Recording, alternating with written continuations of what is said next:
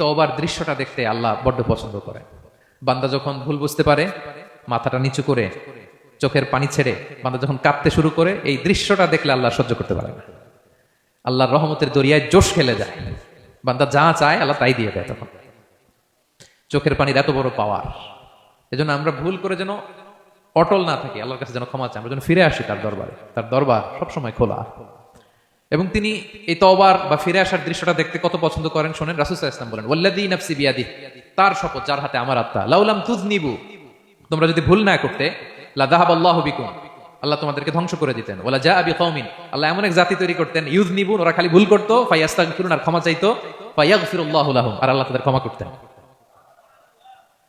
তোমরা যদি ভুল না করতে, এই বানি আদম, তোমরা যদি ভুল না করতে, তোমাদেরকে আল্লাহ তাআলা ধ্বংস করে এমন একটা গোষ্ঠী বানাইতেন যারা খালি ভুল করতো আর মাফ চাইতো, ভুল করতো আর মাফ চাইতো, আর আল্লাহ মাফ করে দিত।